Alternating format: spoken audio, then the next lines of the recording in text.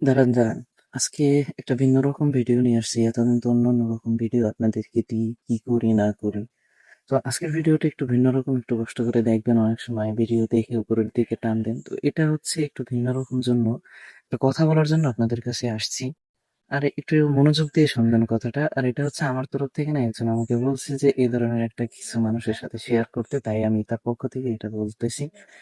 আহ বিষয়টা একটু দুঃখজনক যে আপনাদের কাছে এটা শেয়ার করে আপনারা কমেন্টে জানাবেন আসলে কি করা উচিত এই মুহূর্তে আমার আর কি। সেটা হচ্ছে যে, মনে করেন আপনার একটা মানুষের সাথে ১ বছর বা ২ বছর খুব ভালো সম্পর্ক ছিল এবং দুজনের কাছাকাছি ছিলেন। আর কি প্রতিদিনই দুজনের দেখা হতো, সব ঠিক ছিল। কিন্তু এখন আপনাদের মাঝে ৩-৪ বছরের দূরত্ব হয়েছে। কিন্তু এর ভিতরে আপনার ওর সাথে কথা হতো, সবই ঠিক ছিল। তো তারপরে আবার ৪ বছর পরে আপনি তাকে কাছে পেয়েছেন। কিন্তু সেটা আপনার করে না। আপনি এতদিন জানতেন সেটা আপনার। কিন্তু সে আপনার নেই। তাহলে এই মুহূর্তে আপনার কেমন লাগবে বিষয়টা? আর এই যে এই মুহূর্তে আমার কি করণীয়? আসলে তার সাথে সম্পর্ক কি ধরে রাখতে পারবো নাকি রাখবো না? এটা আপনারা একটু কমেন্টে জানাবেন। আর অবশ্যই ভালো কিছু কমেন্ট করবেন।